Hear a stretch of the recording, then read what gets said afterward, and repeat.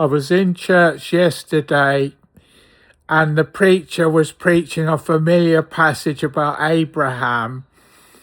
And I think he was referring to something which churches regard as a cliche. And I realised something. I realised that most people who go to church and church leaders expect of the people who go to church, and the church people who go to church actually do follow this, is that churches preach cliches, and they're not predictable in the sense that they don't carry any meaning. They're predictable in the sense that that is the meaning of what the church follows. And it means people hide behind a mask, because if they're doing what the cliche says is right and wrong to the public on the surface, then they think they're following the Bible. But if you compare church people to people who go to the pub, to Wetherspoons, who've got families and follow the Ten Commandments, you would soon realise that church people aren't any holier or obedient to the Bible, but they're far more judgmental against people who don't follow their cliche.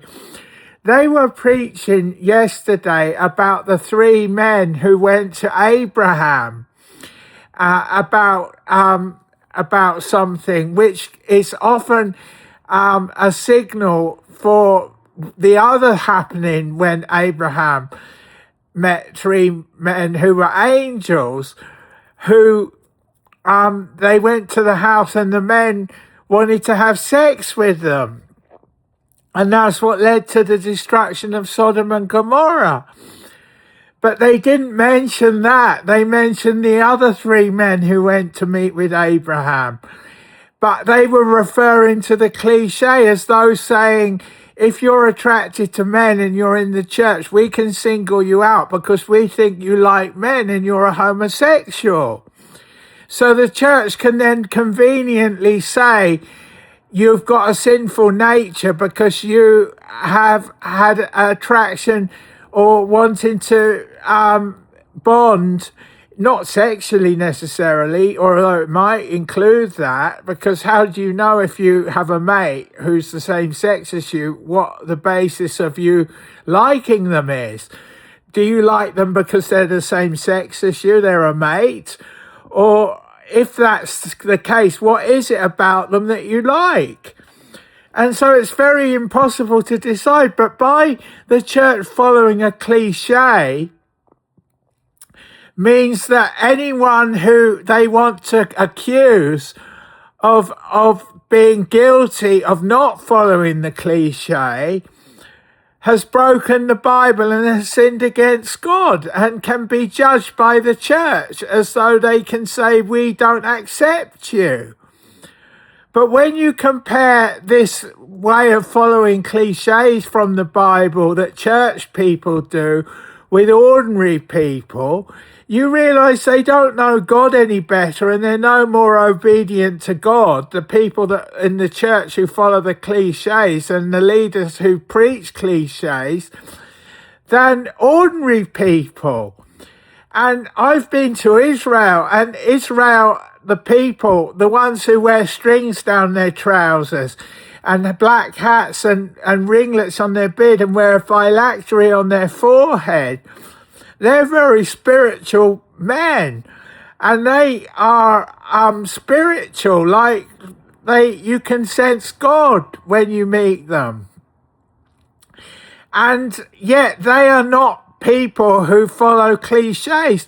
They follow the cliche by wearing the phylactery and the strings down their trousers and the black hats and the white shirts, as though they're following something in Leviticus or Deuteronomy. But they're making a point to put the question to you, is that what God requires of you? But they don't judge you by that cliche that they follow. They don't judge the Jews who don't wear the black hats and the phylacteries and the ringlets and the strings down their trousers.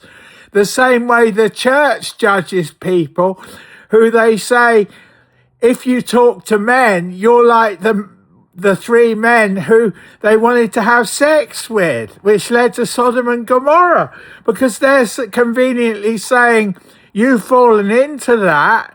That's the cliche that we believe in the church, that we would never do that. We wouldn't even be seen to be accused of being, or wouldn't give no sign, but they secretly might have an attraction to mates or to people they find attractive, but they keep it quiet because they don't want to be guilty of the cliche that the church says is what obeying the Lord is and following the Bible. But the Jews in Israel don't judge Jews who wear the black or the ones who don't wear the black. And that's the trouble. The church is full of following cliches. And the meaning of the cliche is not the important point that I'm complaining about in this one. What I'm saying is, if you follow a cliche, you don't know the Lord. You're not being obedient to God because you're trying to follow the cliche so that you don't get judged by the church, which then, by preaching cliches, conveniently makes the possibility for judging people who don't show to the world that they're following the cliche. So you're not being obedient or disobedient to the Lord. You're just not living the way British people do to give a respectable impression. And it's got nothing to do with the reality of what's going on inside you or whether you are like that. All it has is to allow certain people in church to be very religious so that they can't be accused, that they're respectable people because they dot all their I's and cross all their Q's and cross their T's. They don't do anything that they can be accused of not being holy. But by being like that, it's making a false relationship with God and with the Bible, because they don't follow the context of the Bible, which is what people in Wetherspoons do, and people in the world who judge something on a moral basis. They just judge you if you've let the side down by not following the cliche or by giving the cliche a bad reputation. And that's nothing to do with following the Bible or following the Lord. Nothing at all. In fact, it's the opposite. It turns people further away from the real God and the real Lord. And they can say you're guilty of a sin because you've broken the cliche or you've let the side down. And yet they probably have broken it more than you have by their secret, by their clandestine saving face, by just being convincing themselves even that they're holy people and that they do everything right and cross all their T's and dot all their I's and cross their Q's.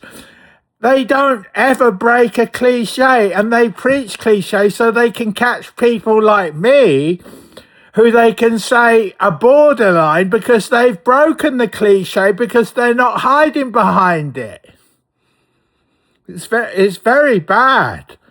And the church is full of preaching cliches, verses from the Bible that they say you've committed a sin against God if you have been shown to have not followed the cliche to the extent where you're covering it up by deliberately following it in a public setting to be regarded as being acceptable by society and by the church.